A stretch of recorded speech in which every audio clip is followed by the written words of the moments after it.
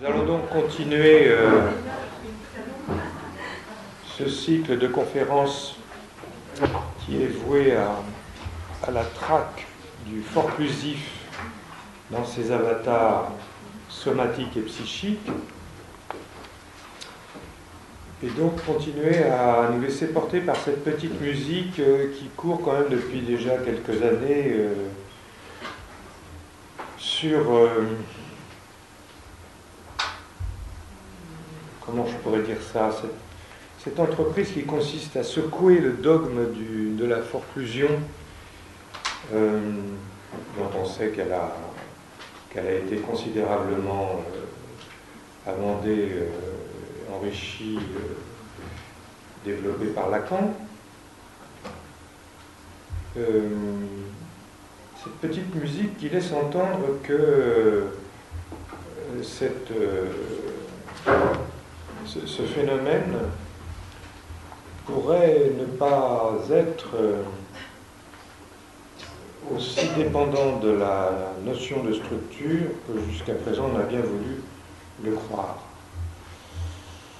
Et quand je dis le croire, effectivement, on a eu une petite conversation juste avant de commencer, là, il semble que la forclusion, ça soit du registre de la croyance. On y croit ou on n'y croit pas, selon certains de nos collègues, non des moindres, qui laissent entendre que ça serait un acte de foi que d'adhérer à ce concept de forclusion. Et ce soir, pour continuer à travailler cette question-là, on reçoit donc Daniel Epstein, qui est membre de l'APM et du cercle freudien, d'abord membre de l'APM, et ensuite membre du cercle freudien, chronologiquement, je veux dire. Je veux pas d'histoire.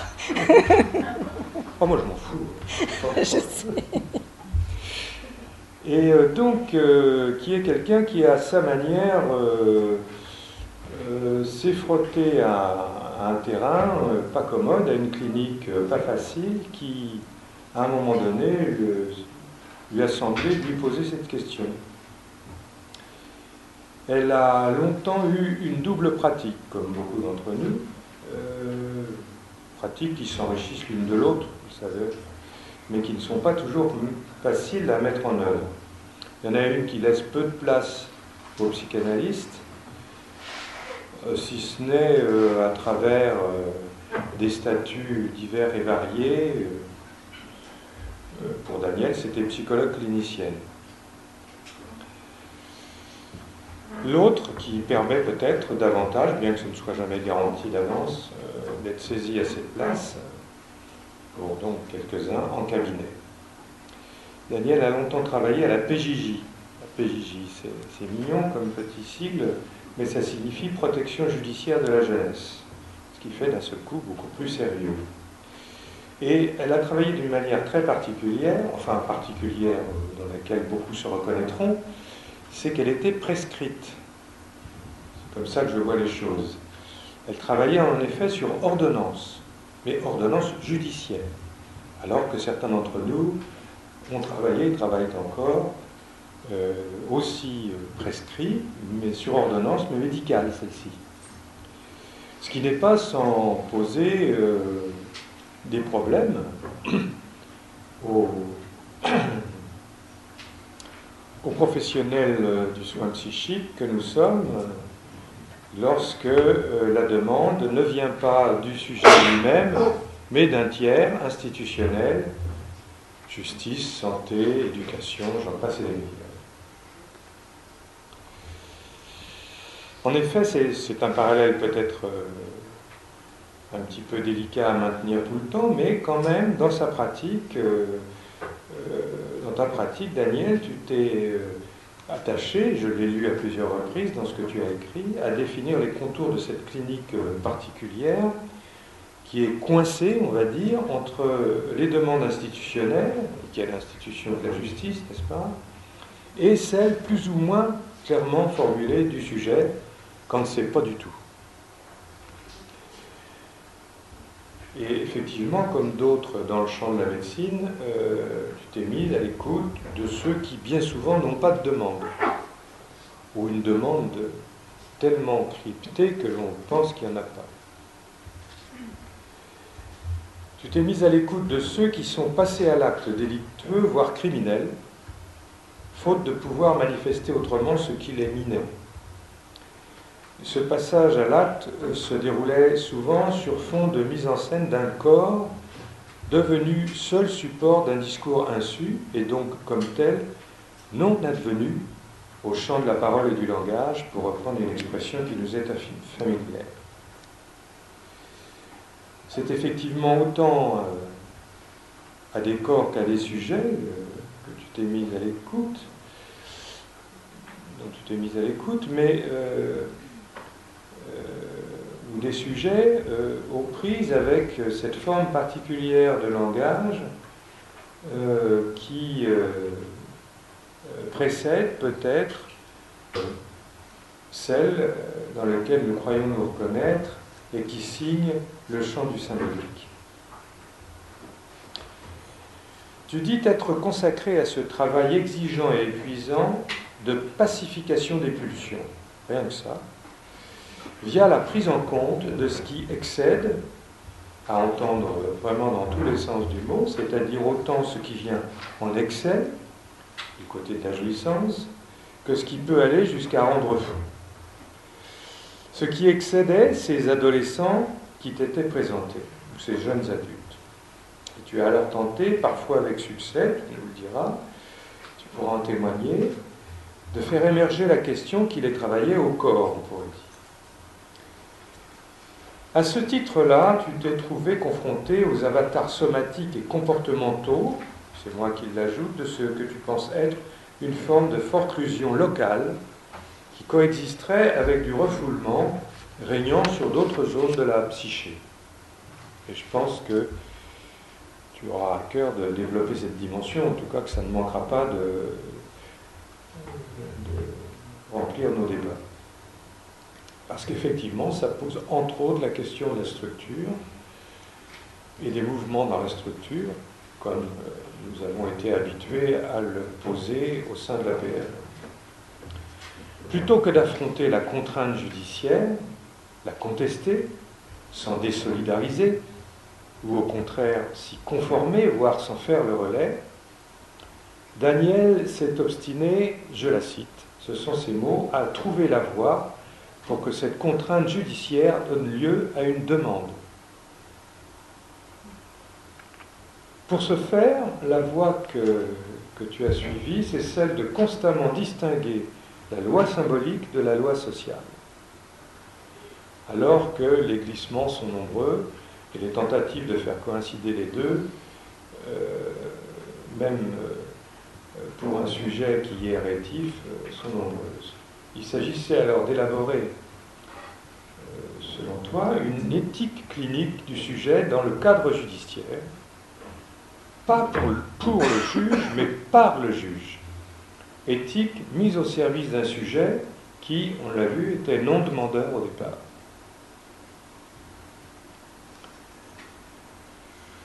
En te définissant ni expert ou experte certainement, mais ni expert ni thérapeute, tu t'es attaché à construire un cadre compatible tant avec l'esprit de la loi qu'avec l'objet de la clinique, c'est-à-dire celui qui est exclu de ce pseudo-savoir qu'il concerne. Je trouve que c'est intéressant, j'espère que tu le développeras. Enfin, moi, en tout cas, c'est une question qui m'a vraiment, de l'avoir posée comme ça, vraiment intéressé. Des efforts que tu as menés pour constamment distinguer justement la loi symbolique de la loi sociale, c'est-à-dire ce qui fait loi pour le sujet et ce qui n'est pas toujours conforme à la loi telle que la société voudrait la voir fonctionner, y compris donc au niveau d'une sanction qui fasse sens.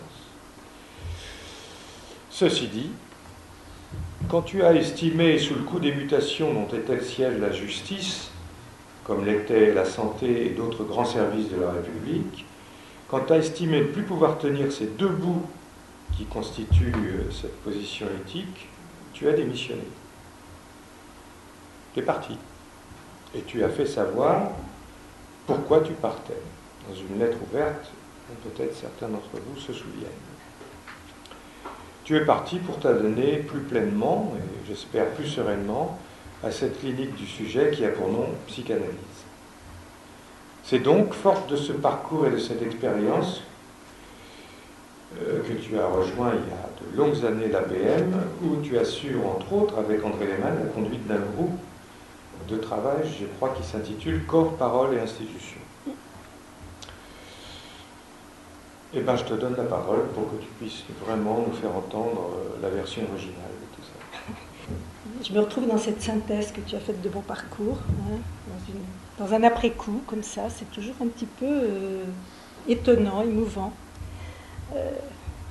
Bon, j'ajouterais peut-être une petite chose concernant ces ados que j'ai si longtemps suivis. Hein.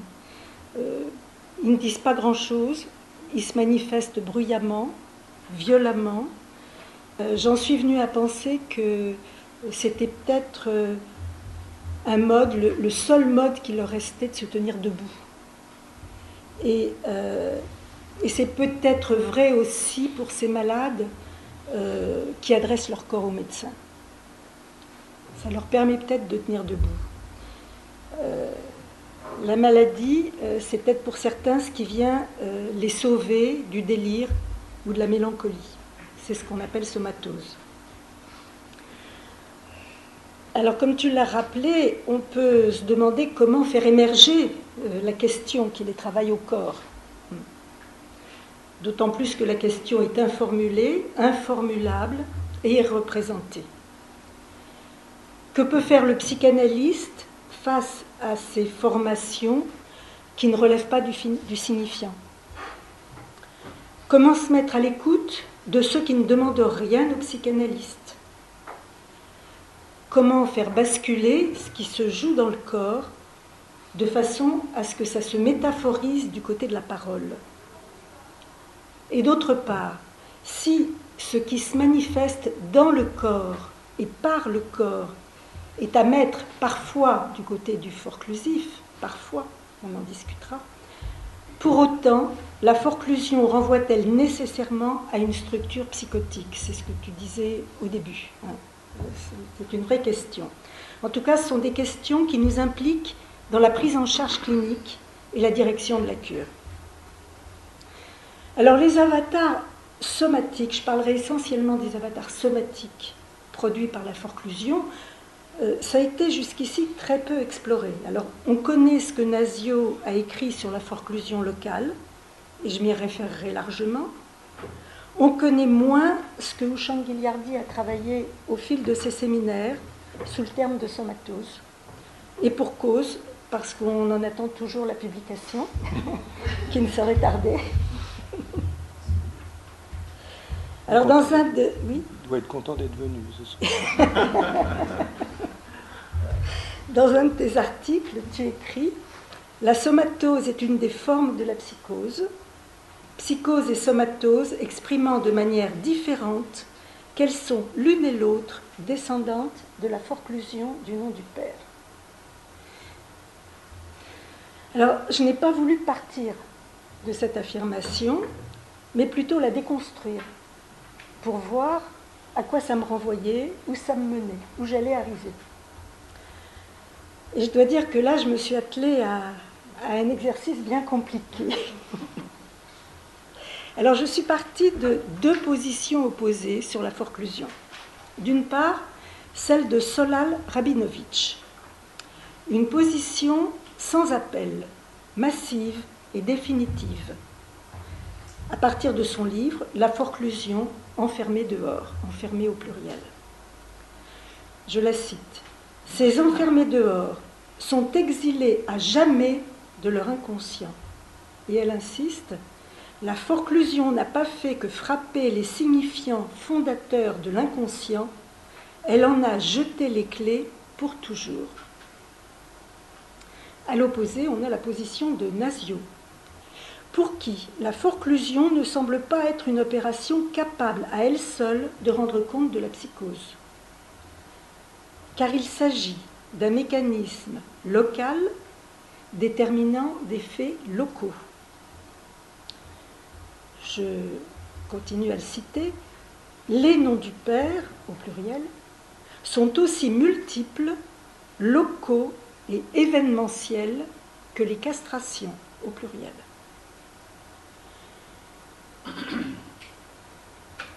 Au pluriel parce qu'il s'agit aussi des tenants-lieux qui leur succèdent, les tenants-lieux du nom du père, les tenants-lieux de la castration.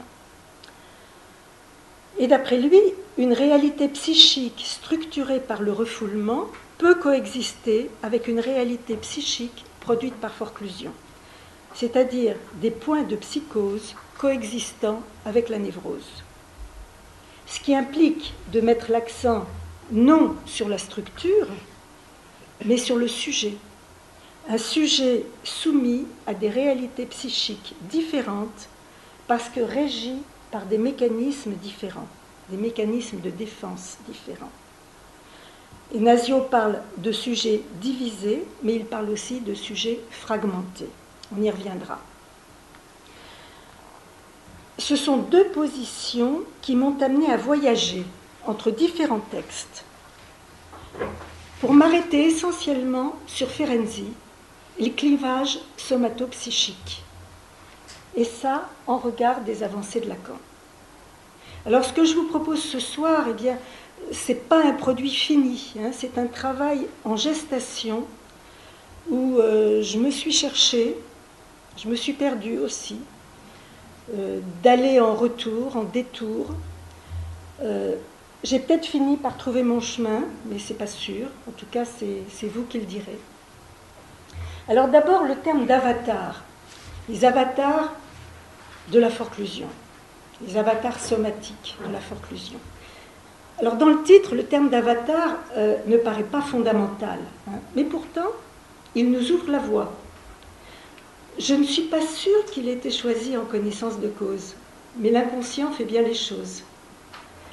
Dans le langage courant, un avatar, c'est une mésaventure, mais c'est plus que ça, c'est aussi une transformation, et pas n'importe quelle transformation. Avatara en sanskrit indique une transformation de haut en bas. L'incarnation d'un dieu, Vishnu en l'occurrence, sous une forme animale ou humaine, une incarnation donc de l'esprit dans le corps. Et si on étire ça du côté de la métapsychologie, on peut l'entendre comme le passage d'un processus secondaire à un processus primaire, un retour de la psyché à la jouissance primitive. Je fais référence bien sûr à la lettre 52 de Freud, où il est question du processus de stratification et de remaniement des traces mnésiques. Freud s'adresse à son très cher Wilhelm Fliess. Nous sommes en 1896.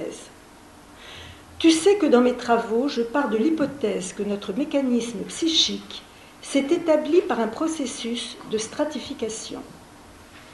Les matériaux présents sous forme de traces mnémoniques se trouvent de temps en temps remaniés suivant les circonstances nouvelles.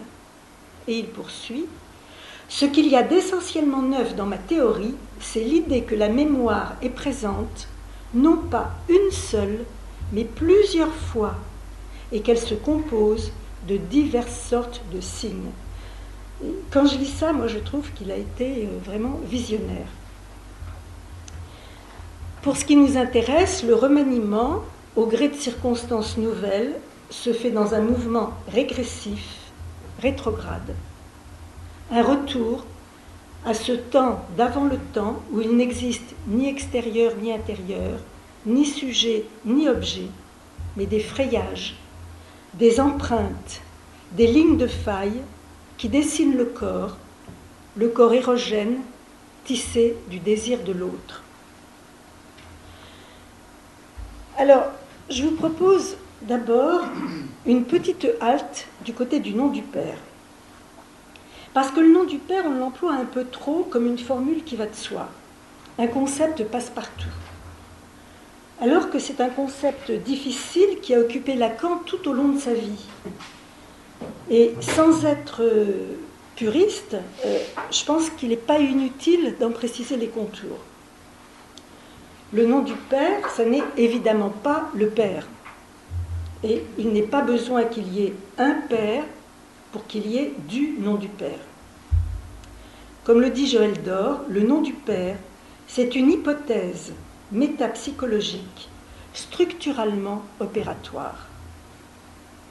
C'est un opérateur, lui-même produit d'une opération symbolique. En se substituant au signifiant du désir de la mère, c'est-à-dire le phallus, le nom du père devient la première métaphore, la métaphore primordiale qui va soutenir toutes les autres métaphores. Le nom du père qui se substitue au désir de la mère est donc référé au phallus et par conséquent à la castration. Référé à cet au moins un non castré qui occupe une place d'exception. En conséquence, on peut dire que le nom du père actualise la castration. Bien qu'extérieur à la chaîne des signifiants, il en ordonne la structure. En cas de forclusion, le refoulement primaire qui fonde le sujet de l'inconscient est aboli. La dimension symbolique de la castration n'étant pas actualisée, la castration se manifeste dans le réel. Pour Lacan, avec la forclusion du nom du père, l'échec du refoulement originaire ferait la frontière entre névrose et psychose. Et sur le trajet de mes associations, parce que j'ai construit ce travail vraiment en passant d'un... Voilà, ça a beaucoup tourné, mes associations. Et parmi elles, il y avait deux films. Deux films qui sont interposés, venant dire pour moi quelque chose du concept de forclusion. Alors il y a d'abord une scène des temps modernes, que je trouve extraordinaire. Charlot, SDF, sort de prison. Il trouve un job sur un chantier naval et là, on lui demande de casser du bois. On lui donne une hache et il casse le premier morceau de bois qu'il trouve. Bon, il se trouve que ce premier morceau de bois, c'était la première cale, le bateau en construction. Et c'est toute la chaîne des cales qui s'écroule dans un mouvement ondulatoire. Et on voit le squelette du bateau qui glisse dans la mer et s'y enfonce inexorablement sous l'œil atterré des ouvriers du chantier. Cette première cale n'est pas sans rapport avec le nom du père, dont la forclusion serait de maintenir toute la chaîne des signifiants à venir. Alors en est-il toujours ainsi? Est-ce que le naufrage du sujet est toujours programmé? C'est là toute la question. L'autre film, c'est un film loufoque d'Albert Dupontel, qui porte le même titre que le livre de Solal Rabinovitch. C'est Enfermé dehors, cette fois au singulier. Mais ce n'est pas tout à fait le même style que Solal Rabinovitch, vous vous en doutez. Les films de Dupontel mettent toujours en scène des pauvres types marginaux et à côté de la plaque. Enfermé dehors, c'est un film déjanté. Déjanté en deux mots, hein, vraiment sorti de sa jante, hein, ce qui pourrait être une métaphore de la forclusion, et, au même titre que faire sauter la première cale, décalée. Dans ce film, il s'agit d'un SDF, comme c'était le cas de Charlot, et sous son nez, un policier se suicide. Et avant de se jeter dans la Seine, il prend soin de déposer son uniforme dans une poubelle. Alors notre SDF va changer ses haillons contre l'uniforme de représentant de la loi, une fonction qu'il n'assurera que dans un plaquage comportemental, d'où des situations aussi bancales que lui et des passages à l'acte sans queue ni tête. Sans pensée, sans angoisse, sans culpabilité, sans conflit, il est dans un agir qui ne repose sur rien d'autre qu'un faux self. Sa fonction repose sur du vent. La loi symbolique n'est pour lui qu'un simulacre. Bon, reprenons plus sérieusement sur Ferenczi. Ferenczi est le trauma précoce avec le clivage somatopsychique qui s'ensuit. Le clivage somatopsychique en tant que stratégie de survie. Et on verra ensuite ce qu'il en est par rapport à la somatose. Alors rappelons-nous de l'aphorisme de Ferenczi.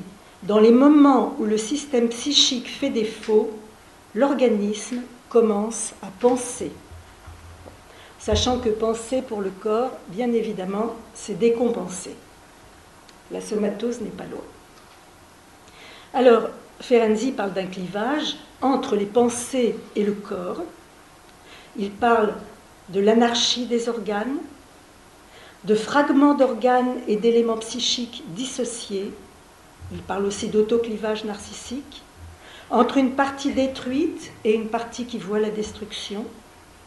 Il écrit « Dans les moments de grande détresse, face auxquels le système psychique n'est pas à la hauteur, des forces psychiques très primitives s'éveillent, qui remontent au stade antérieur du processus de refoulement. » Alors là, on peut dire qu'on est en porte-à-faux avec le mécanisme de forclusion, parce que pour Ferenczi, le travail de refoulement primaire aurait bien eu lieu, mais un saut abrupt dans le soma est venu court-circuiter ce refoulement, avec pour effet une désorganisation pulsionnelle et symbolique. La première effraction, celle du trauma précoce, est non advenue à la représentation. Mais Ferenczi défend l'idée qu'en deçà du refoulement primaire, un travail sur l'originaire est possible autour de ce noyau de détresse, perdu dans les limbes et devenu désaffecté. Pour Ferenczi, l'événement traumatique a bien eu lieu dans la réalité, contrairement à Freud, on le verra. Il s'agit d'un abus sexuel ou d'un abus psychique qui a provoqué un état de commotion psychique et un état qui n'a pas de lieu pour s'inscrire. Des traces ni représentées, ni vécues sur le plan des affects, qui forment une partie morte et enquistée, mais une part de soi en attente de transformation. Et il conclut sur les psychoses, en se demandant si l'état de clivage précoce n'est pas la préfiguration de tous les clivages ultérieurs et aussi celle du clivage de la personnalité dans la psychose. Alors entre le clivage qui préfigure la psychose et les avatars de la forclusion, il n'y a qu'un pas, mais un pas de géant que franchira Lacan en introduisant le nom du père et le défaut de refoulement originaire. Le refoulement originaire, Freud ne l'a postulé que tardivement, en 1915, comme une hypothèse, un temps logique. Tandis que pour Lacan, le refoulement originaire va prendre valeur de fondation du sujet et de constitution de l'inconscient. Et c'est l'échec du processus de refoulement originaire qui donnera lieu à la forclusion. Alors, à propos de Ferenczi, il est intéressant de revenir sur son histoire personnelle, et plus précisément sur sa fin de vie. À 58 ans, en 1932, il tombe gravement malade. On diagnostique une anémie pernicieuse, comme on disait à l'époque, qui l'emportera quelques mois plus tard. 1932, c'est le congrès de Wiesbaden, où Freud condamne publiquement et brutalement l'intervention de Ferenczi. En jeu, l'exposé de Ferenczi sur la confusion des langues et sa conception du traumatisme à partir d'une séduction réelle. Alors, en effet, ça faisait plus de 30 ans que Freud avait remis en cause sa neurotica, sa théorie des névroses. Et dans une lettre à Fliess dès 1897, il revient sur la question de la séduction par un adulte, de la séduction réelle par un adulte, pour en faire un fantasme. Je vous lis un extrait de sa lettre. « Il faut que je te confie tout de suite le grand secret qui, au cours de ces derniers mois, s'est lentement révélé. Je ne crois plus à ma neurotica. J'ai eu la surprise de constater que dans chacun des cas, il fait référence là aux hystériques, il fallait accuser le père, et ceci sans exclure le mien, de perversion. alors qu'une telle généralisation des actes pervers commis envers des enfants semblait peu croyable. Il n'existe dans l'inconscient aucun indice de réalité, de telle sorte qu'il est impossible de distinguer la vérité et la fiction investie d'affect. Une solution reste possible. Elle est fournie par le fait que le fantasme sexuel se joue toujours autour des parents. Donc à partir de là, il abandonne l'idée d'un trauma dans la réalité des faits pour en faire un fantasme, et c'est la réalité psychique qui est elle-même traumatique. Donc cet exposé de Ferenczi sur la confusion des langues, où il est question d'un abus psychique et sexuel réel pour Ferenczi, ça n'est pas du tout du goût de Freud. Alors après que Freud ait insisté en vain auprès de Ferenczi pour qu'il renonce à présenter sa communication au Congrès, il est dit que Freud ne lui serra pas la main à la fin du Congrès et que l'article fut retiré de la publication des actes en anglais. Quelques semaines plus tard, Ferenczi tombe malade et il écrit « Une certaine force de mon organisation psychologique semble subsister, de sorte qu'au lieu de tomber malade psychiquement, je ne peux détruire ou être détruit que dans les profondeurs organiques. Il mourra en quelques mois. » Alors, vu les circonstances, le clivage dont il fait état ressemble fort à un avatar somatique de la forclusion. Ernest Jones commentera de son côté. Et il n'y va pas par quatre chemins.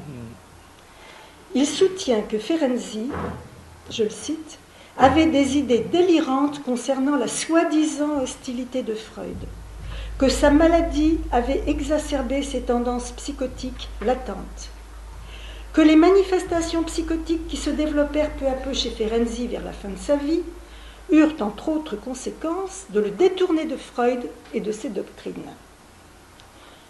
Les germes d'une psychose destructrice, invisible pendant si longtemps, finirent par éclater. Fin de citation. Quelques années plus tard, Erich Fromm écrira à son tour, et il parlera d'une réécriture typiquement stalinienne de l'histoire, où les staliniens assassinent le caractère des opposants en les taxant d'espions et de traîtres. Les Freudiens, dit-il, le font en les qualifiant de malades mentaux. Autrement dit, quand on veut tuer son chien, on dit qu'il a la rage. Oui, ils l'ont traité de paranoïaque. Oui, entre autres. En fait, le conflit Freud-Ferenczi durait depuis des années et l'hostilité du maître envers l'élève qu'il trahissait ne faisait aucun doute. Le transfert flambait entre le maître et l'élève. La fonction du nom du père était bien là en jeu sur le devant de la scène. Foreclose peut-être, ébranlée sûrement, en tout cas atteinte en son cœur. Alors qu'il y ait une proximité avec la psyché chez Ferenczi, c'est peut-être ce qui lui a permis une approche de l'originaire et de travailler avec des patients très régressés que Freud lui-même ne supportait pas et qu'il lui adressait. Alors, forclusion, refoulement, laissons pour le moment la question ouverte. À l'époque des études sur l'hystérie, Freud, lui non plus, n'était pas très au clair avec la psychose, mais l'est-on jamais et a-t-on intérêt à l'être, à être clair avec la psychose? Ça, je ne sais pas.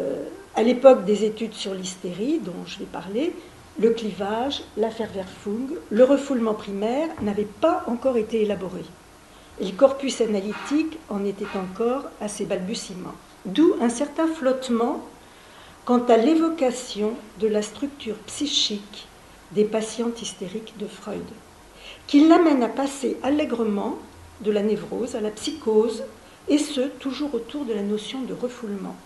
Ainsi, à propos de l'étiologie des névroses hystériques, il est question du refoulement. Je le cite, on connaît, un souvenir refoulé ne s'est transformé qu'après coup en traumatisme. Un souvenir refoulé. C'est le célèbre « il n'y a de traumatisme qu'après coup ». Et dans ces mêmes études sur l'hystérie, il évoque tout autant la nécessité de soustraire l'hystérique au danger de succomber dans la psychose. Idem pour Charcot, qui évoque les psychoses hystériques devant les formes délirantes de l'attaque hystérique et l'état hallucinatoire des attitudes passionnelles. Comme si le passage de la névrose à la psychose se faisait selon un continuum le long d'une bande de Möbius. Et j'avais repéré ça au cours du colloque Charcot et je m'interrogeais déjà sur ce glissement de Freud de la névrose à la psychose hystérique. Et je posais la question, si pour l'hystérique, il s'agit de faire tenir le père, de soutenir le désir du père, qu'en est-il du signifiant du nom du père pour la mère? Et je poursuivais, si la façade de l'hystérique miroite, n'est-ce pas pour masquer ce qui lui vient à manquer pour se tenir, la métaphore paternelle? Et je concluais, alors l'hystérie ferait-elle fonction de rempart contre le risque de sombrer dans une forme de folie? Voilà, névrose hystérique, psychose hystérique, refoulement, forclusion. C'est là que Nasio entre en piste et nous éclaire avec son concept de forclusion locale. Des réalités produites par forclusion, écrit-il, coexistent avec des réalités produites par refoulement. Ginette Michaud, de son côté, nous ouvre une autre voie. Elle introduit le terme de forclusion secondaire en analogie avec le refoulement primaire et secondaire. Et elle évoque, en référence à Dolto et à Gisela Pankov, une castration non administrée à temps, créant une faille, une déchirure qui ne permet pas de symboliser une tranche de vie.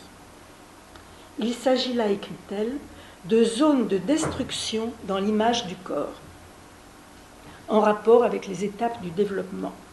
On se souvient que Dolto parlait de castration orale, de castration anale, à chaque étape du développement. Ce qui n'est pas sans évoquer, ce qui moi en tout cas m'a évoqué ce que dit Lacan dans son séminaire sur les 4 concepts, l'angoisse de castration est comme un fil qui perfore toutes les étapes du développement.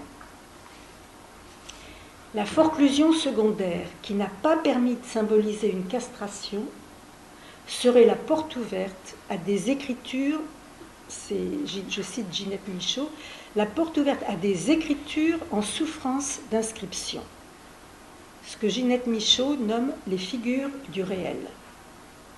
En souffrance d'inscription. C'est une formulation qui présente l'avantage quand même de pouvoir moduler le diagnostic couperet de Solal Rabinovitch, que je vous rappelle. Ces enfermés dehors sont exilés à jamais de leur inconscient. La forclusion a frappé les signifiants fondateurs de l'inconscient et en a jeté les clés pour toujours. Le à jamais et pour toujours de Solal Rabinovitch serait du côté de la forclusion primaire, si on reprend les termes de Ginette Michaud. La forclusion primaire est faite d'une faille inaugurale. Là où le nom du Père a échoué à poinçonner la jouissance pour qu'elle s'articule en fantasme, le refoulement primaire n'est pas en place qui va permettre ce passage du réel à sa symbolisation, de la chose à l'objectita, de la jouissance de la langue au défilé du langage. Dans la forclusion primaire, l'autre n'est pas barré. La dimension forclusive implique qu'il n'y a pas eu ce passage qui permet au sujet de s'édifier dans sa stature phallique avec la mise en place des formations de l'inconscient. En deçà du miroir, le corps du narcissisme primaire reste capturé par la plénitude de la chose. Ça, c'est pour la forclusion primaire. La forclusion locale ou secondaire ouvre la voie d'un passage entre refoulement et forclusion. Sous l'impact d'un événement, le sujet divisé peut se fragmenter. C'est un après-coup qui court-circuite le refoulement originaire et met à vif la représentation intolérable et les plis de la première effraction, ce qui voudrait dire qu'il y a eu refoulement originaire, qu'il y a eu installation du sujet de l'inconscient, mais cet événement brutal, après coup, est venu réactiver quelque chose d'une représentation intolérable et les plis de la première effraction. Une mauvaise rencontre, un mauvais coup de la vie, soudain, imprévisible, dans sa brutalité, et le sujet sidéré vole en éclats ou se pétrifie. Pour Nasio, la forclusion, c'est l'interruption d'un processus du fait de la non-venue d'un signifiant à la place de successeur. Enfin, il n'y a pas que lui qui le dit là. La non-venue d'un signifiant à la place de successeur. Il y a, dit Nasio, condensation des signifiants, effacement de la différence, absence d'intervalle entre S2 et S1, c'est-à-dire holophrase. Le sujet n'est plus représenté entre S1 et S2, il n'est plus divisé par l'objet petit a, il est monolithique. Il dira encore la forclusion, ce n'est pas la forclusion du nom du père, c'est le pour qui relie S1 au S2 qui est forclos. De ce fait, en réponse à un appel qui renvoie à la castration traumatique, le refoulement qui fonde le sujet divisé est provisoirement court-circuité. Nasio dira que la forclusion est abolition du refoulement. Ce qui est forclos, ajoute-t-il, ce n'est pas le signifiant du nom du père, mais le mouvement qui devait l'y installer. Un arrêt dans le mouvement de substitution. La conséquence de l'abolition du processus de refoulement, ça serait donc la relance de l'angoisse dans sa dimension réelle, c'est-à-dire en deçà du spéculaire, dans une relation immédiate avec l'objet petit a, un objet petit a à la dérive qui se manifeste comme figure du réel, selon l'expression de Ginette Michaud. Un excès d'excitation, qu'on peut appeler jouissance, vient submerger les facultés d'élaboration, déborde de ne pouvoir se border de langage et de représentation. N'est-ce pas là le temps de l'éclosion des maladies graves, après un deuil, une perte, une rupture, quand l'objet petit a fait retour dans sa dimension réelle? Dans son séminaire sur l'angoisse, Lacan parle de l'objet dont nous portons le deuil, qui était à notre insu celui dont nous avons fait le support de notre castration. L'objet dont nous portons le deuil, c'est un trou dans l'image, et le système de parexcitation et les défenses s'effondrent.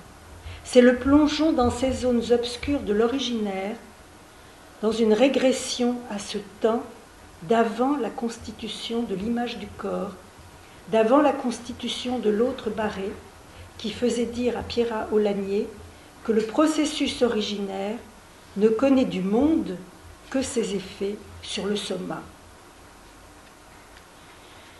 Là où le nom du père est attendu, l'appel ne rencontre alors que le vide de la structure. Ce qui est forclos est le mouvement qui devait installer le signifiant du nom du père, disait Nasio. Le nom du père a soutenu le processus de subjectivation, mais il semblerait que pour un temps, il ne puisse plus maintenir la chaîne, qu'il ne puisse plus tenir sa place d'exception parce qu'il a été happé, aspiré par la force de frappe des S2 traumatiques de la castration, venus à la place de successeurs, avec pour effet la désorganisation symbolique et pulsionnelle. Le sujet divisé et sidéré, pris en masse du fait de la gélification de S1, S2, qui provoque la chute jusqu'à ces zones où le soma n'est pas encore réglé par l'image du corps qui lui donne consistance. Et quand le sujet divisé ne tient plus, le corps fonctionnel ne tient plus non plus. Le corps est désarçonné, désarrimé du sujet et de la chaîne signifiante qui le représente. L'image du corps se désintègre, le corps livré à lui-même se fragmente, dysfonctionne, et chaque organe jouit pour lui-même sans limite. Le corps du narcissisme primaire est ainsi brutalement mis à nu. La formule du fantasme S barré poisson petit a ne fait plus office de barrière et d'ajournement de la jouissance. Là, je cite Nestor Bronstein. La formule du fantasme ne fait plus office de barrière et d'ajournement de la jouissance. Parce que le fantasme se dissout, que le poinçon disparaît, le réel est ce reste qui chute de la réalité fantasmatique, c'est-à-dire petit a. Le sujet, sans recours à l'image, est livré à l'emprise du réel qui ne peut plus être mis en scène au travers du filtre fantasmatique. Et quand la réalité n'est plus filtrée par le fantasme, c'est le corps lui-même qui est saisi, sacrifié, disloqué, livré à ce reste inassimilable qu'est l'objet petit a, à ce vertige du réel envahissant et persécuteur. Avec le retour hétérogène de l'objet petit a hors sujet, la castration va opérer dans le réel. C'est le corps qui défaille, qui déraille. C'est le fonctionnement de l'organe qui déborde sa fonction, qui la rate. Ou bien c'est l'hallucination, le passage à l'acte violent, un fer sans auteur, un cheval fou sans cavalier, un corps désarçonné. Pour conclure, avant de passer à quelques situations cliniques, s'il me reste du temps, j'en viens à penser, à l'issue de toutes ces associations, qu'il y a des liens très étroits entre le clivage somatopsychique de Ferenczi et les avatars somatiques de la forclusion. Ils procèdent d'un même processus qui mène à une rupture de la chaîne signifiante et à une plongée dans l'originaire. À ceci près que Lacan en a renouvelé et précisé la compréhension au travers du concept fondateur du nom du Père, indissociable de l'objet petit a, du nuage borroméen, RSI, qui en se défaisant laisse l'objet petit a à la dérive. Voilà, est-ce que j'ai le temps pour quelques... Voilà, j'ai essayé de retrouver dans certaines situations cliniques particulièrement marquantes ce qui pouvait être dans le sillage de ce que j'ai dit là. Ce sont des situations cliniques que je dirais entre deux morts, entre deux vies, entre deux structures. Et le lien entre elles, c'est le retour violent des signifiants de la castration dans le sillage du nom du Père.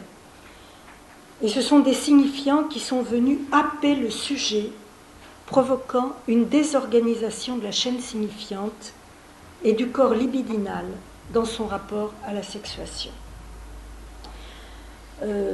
Pour certains, les articles complets, si vous avez envie de vous y reporter, sont dans les 2 publications de l'APM, Qu'est-ce que le corps pour la psychanalyse et L'anorexique, le médecin et le psychanalyste.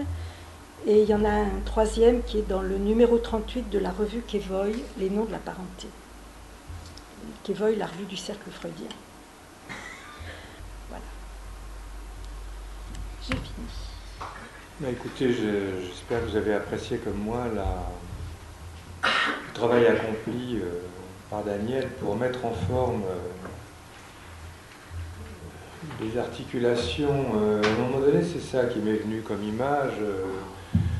Nous possédons tous plus ou moins les pièces du puzzle et nous nous acharnons à essayer de les faire coïncider, mais je trouve qu'il y a là des pistes d'articulation, justement, en termes de, pour reprendre ce qu'elle nous a dit, en termes de localisation de la forclusion, de resituation de cette affaire-là dans le temps d'un sujet dont on sait qu'avant qu'il y soit, il n'y est pas, pourrait-on dire, enfin, et la question de l'importance du refoulement primaire, et puis effectivement de ce tressage que tu fais avec, cette pensée à laquelle je suis sensible pour l'avoir côtoyée de nombreuses années, en l'occurrence celle que Ginette Michaud introduit avec ses figures du réel. Je crois que là, trop longtemps, nous nous sommes tenus à fonctionner avec une vision globale, insécable de cette question de la forclusion, la maniant comme un dogme, alors qu'elle est peut-être à facettes, qu'elle s'inscrit aussi chronologiquement dans la constitution d'un sujet, et qu'elle affecte peut-être effectivement certaines de ces zones psychiques qui peuvent coexister avec d'autres ayant subi un autre type de maturation. Oui. C'est drôle que tu parles des pièces d'un puzzle, parce qu'on s'en est peut-être aperçu ici, mais j'ai vraiment eu cette impression-là d'avoir été chercher un peu partout, et puis après d'avoir essayé de faire coller les pièces entre elles. Alors, voilà, je pense qu'on aurait pu peut-être les faire coller autrement. Oui, mais sans forçage. Enfin, je crois que ce qui est intéressant, c'est que par ta réflexion, tu nous montres qu'en travaillant, on peut essayer de faire jouer, je le répète, ce qui se présentait à un moment donné comme collant trop, et tu rappelles effectivement les paroles de Sir Rabinovitch, il y a là l'équivalent d'un diagnostic, d'une parole qui tombe, comme dit Pierre Benoît, donc une attitude dont on pourrait penser qu'elle singe la médecine. L'affaire est close. C'est une structure dont on ne pourra pas sortir. Or, je trouve ce qui est intéressant, avec ce que tu nous laisses entendre, c'est qu'il y a la place pour une autre beaucoup plus dynamique, beaucoup plus souple, beaucoup plus, j'allais dire, personnalisée à travers l'histoire de chacun des sujets dont tu nous parles, où on s'aperçoit que la forclusion, c'est pas une malédiction, qu'un sujet va traîner toute sa vie et dont il ne pourra pas sortir. Ça peut affecter certaines zones de sa psyché, qui se retrouvent après occasionnellement dans ce qu'il agit ou dans ce qui lui arrive, à son avis. Enfin, je pense à la maladie par exemple, mais qui n'explique pas tout sur le tout de ce qu'il est, quoi.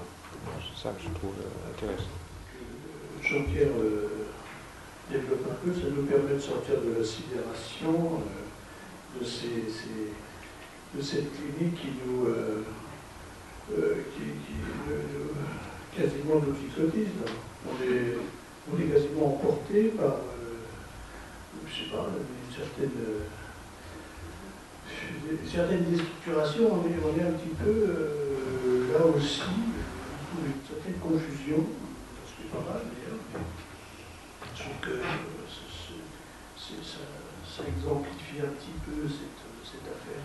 Alors, d'autre part, je suis assez content qu'enfin, après un certain nombre d'années, finalement on s'attaque à fragmenter cette question, à la faire travailler un petit peu, parce que effectivement c'est un dogme, mais qui est un peu figé, qui est un peu étrange.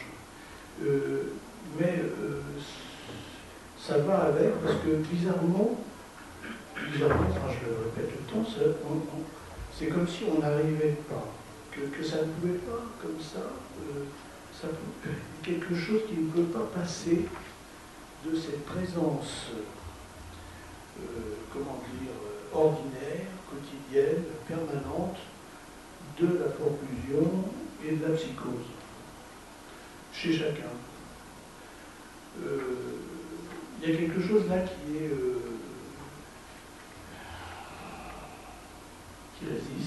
résiste à tel point que on qualifie ça d'une nécessité de déni qui se déroule chez nous. Alors là, la petite bataille Freud-Ferenczi, c'est pas très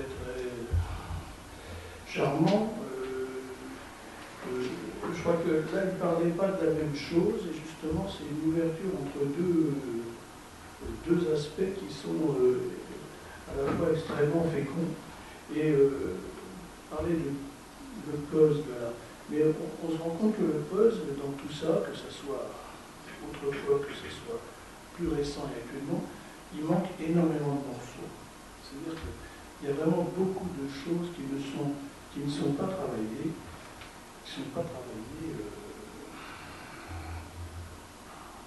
parce que ça donne en fait le vertige, cette affaire. Ça donne le vertige de considérer que nous sommes dans un bain de forclusion duquel émergent quelques îlots merveilleux de sujets avec ces métaphores. Ah non, moi je ne suis pas d'accord. Moi je trouve que c'est très rassurant. C'est très rassurant parce que je crois qu'on a trop longtemps navigué entre nous sommes tous des psychotiques allemands, genre quoi, dans une certaine époque, en portant en bandoulière un trait forclusif ou un autre, réclamant. Voilà. Et puis, d'un autre côté, voilà, une espèce de tri fait entre les fous et les autres, quoi. Quelque chose de très inquiétant, et je trouve que à ce titre-là, c'est un drôle de retour de retrouver cette position dans les écrits de quelqu'un comme Solomon Rabinovitch. Et je trouve que peut-être maintenant, nous avons cette période derrière nous, quelque chose se calme, peut-être de positions dogmatiques à défendre d'un côté ou d'un autre, et qu'on s'aperçoit que la réalité est peut-être beaucoup plus nuancée, et tout en faisant que voilà, nous sommes tous pareils, nous sommes tous différents. Dans cette... peut-être que certains d'entre nous échappent, pourquoi pas, complètement à la forclusion. Je ne sais pas si c'est une bénédiction ou une malédiction. En tout cas, que ceux qui la portent ne sont peut-être pas voués à traîner ça comme une étoile jaune ou je ne sais trop quoi, quel autre signe. Alors je vois, on va pas commencer ces discussions, enfin, je crois que personne est en capacité d'échapper, mais en fait, ce mouvement d'interrogation sur cette question, il est extrêmement ténu. Là, on s'y met un petit peu. Il y a quelques incidents de Ferenczi, etc., jusqu'à Nasio, mais enfin, c'est quand même, et de Lacan, mais très très bref, même chez Lacan. Mais il est mort depuis 35 ans, ce garçon. Donc je pense que c'est à nous. Enfin, il y a un travail à mener dont Daniel témoigne, je trouve, très brillamment. Il y a un travail à mener pour secouer ça, pour voir jusqu'où ça tient, et là où ça ne tient pas, apporter des éléments nouveaux. Voilà, je veux dire. Enfin, on pourrait s'interroger quand même, voilà, sur, à la lumière aussi de ce qui vient d'arriver. Voilà, du côté des Alpes de Haute-Provence, là, quand même, la façon dont les médias parlent de ce pilote en découvrant ce que chacun appelle sa monstruosité, enfin, on n'entend pas, on a entendu n'importe quoi là-dessus, mais on n'entend pas un discours construit comme ça, qui pourrait dire, mais vous savez, pourquoi vous vous étonnez, quoi? Pourquoi on s'étonne que ça ne soit même pas arrivé plus tôt? Je trouve que ça fait réfléchir à beaucoup de choses, mais effectivement, faut travailler, il faut énormément travailler, parce que ce ne sont pas des données simples, et puis ça met à mal la représentation qu'on veut avoir les uns des autres, et puis de notre humanitude, enfin, moi je trouve. Non ? Je pense que la forclusion, elle est aussi tout à fait à travailler par rapport à tout ce qui se passe avec les attentats, le terrorisme. Voilà, c'est se détruire le monde, détruire soi-même, se détruire, et en agir. Bon, si ça, c'est pas forclusif, enfin, avec la question quand même du père, hein, qui est là, qu'il faut sauver. Si ça pouvait nous aider à comprendre le monde dans lequel on vit, ce serait formidable. Bon, ce qui est le forclusif, comment est-ce qu'on travaille, sont des questions vraiment qui sont à discuter au niveau de la direction de la cure. Hein. Quelle est la marge de manœuvre du psychanalyste? Et bon, en même temps, la question, c'est de métaphoriser tout ça, c'est-à-dire de rajouter de l'histoire de la fiction même, pour recoller un petit peu ce qui était part et qui se joue dans le corps. Moi, je pense que le travail du psychanalyste, le désir du psychanalyste, ça fonctionne aussi sur un pari. Enfin, s'il y a du désir, c'est un pari et il faut y croire. Alors, ça marche peut-être pas à tous les coups, on ne peut pas faire de règles. Mais je voudrais vous lire un passage de Nestor Bronstein que j'avais noté, qui me semble répondre à ça, sur la marge de manœuvre du psychanalyste. Il écrit « Le moi secrète une bave qu'il appelle mortier narcissique, dont le niveau de fusion très élevé colmate les crevasses, lisse les morceaux épars de la maçonnerie. La fonction de cette colle est la méconnaissance de ce qui résiste à la symbolisation. La fonction de cette colle est la méconnaissance de ce qui résiste à la symbolisation, et principalement la méconnaissance de la castration de l'autre et de la perte irrémédiable de l'objet. » Et il poursuit, de quoi s'agit-il? De cacher le réel, de soutenir le père. Voilà. Donc c'est vraiment la question de ce qu'on peut faire, hein, dans l'analyse, dans une cure, quand c'est le réel qui émerge, là, qui est sur le devant.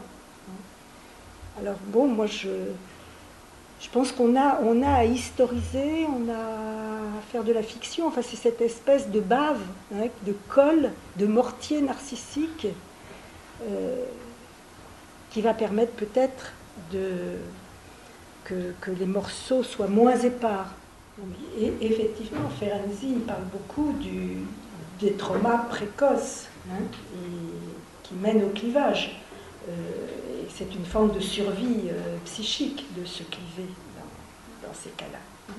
Il parle d'agonie psychique, il parle de mort, il parle voilà, quelque chose qui s'est enquisté et qui peut effectivement être réactivé avec les clivages, avec les événements traumatiques qui vont suivre et qui vont redéclencher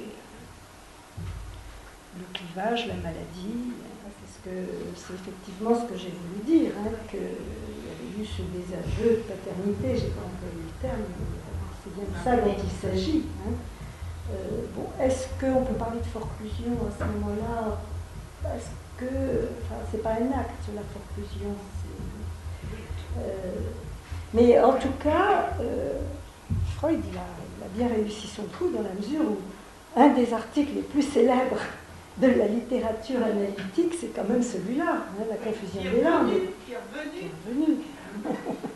Qui a fait retour. Relance la question de la psychanalyse du Cotterche. Vous savez que Freud disait qu'il était avant tout un chercheur, et ensuite les patients, mais d'abord la recherche.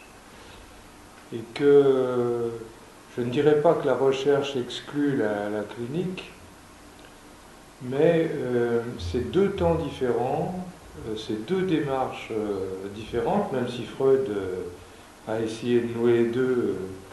Je pense qu'il y a plus d'un patient qui en a fait les frais, on a eu. Et que je trouve enfin, je resterais beaucoup plus prudent. Enfin, je crois que la psychanalyse n'a pas à se conduire comme la médecine et à tester des hypothèses ou du moins essayer de les vérifier en reconstruisant, enfin ou en étant prédictive ou en étant classificatrice. Par contre, je trouve que ce travail-là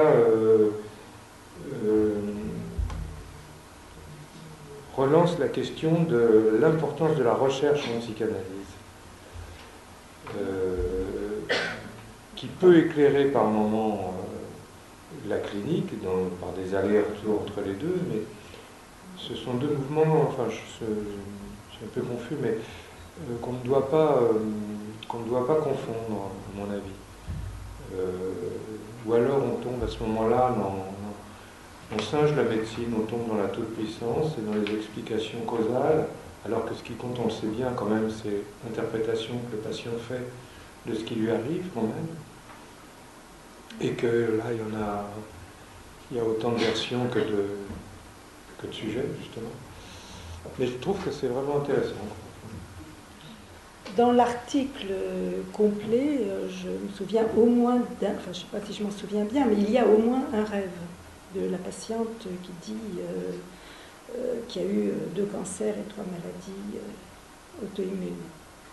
Il y a un rêve qui est un rêve qui est arrivé à la fin de l'analyse, encore que son analyse n'était pas terminée, mais enfin, mais je ne sais pas si je l'ai suffisamment en mémoire. Le rêve, je m'en souviens pas dans les détails, mais je sais que ça se jouait beaucoup. Ça se jouait beaucoup sur le signifiant, puisque, enfin, je vous ai dit qu'il y avait ces problèmes avec, il n'y avait pas de père, il n'y avait pas de nom du père qui pouvait faire fonction là, et qu'il y avait un lien très, très destructeur avec la mère. Et le rêve qu'elle a fait à la fin, c'était, elle était dans la maison de ses parents, et il y avait des tortues qui lui montaient sur le dos. Alors là, c'était pas le crabe, enfin bon, c'était le cancer, bon, on aurait pu penser le crabe, c'était des tortues. Et je lui ai fait remarquer que, parce qu'elle m'avait dit avant qu'avec sa mère, elle avait toujours tort. Donc voilà. Merci chaleureusement pour cet exposé remarquable.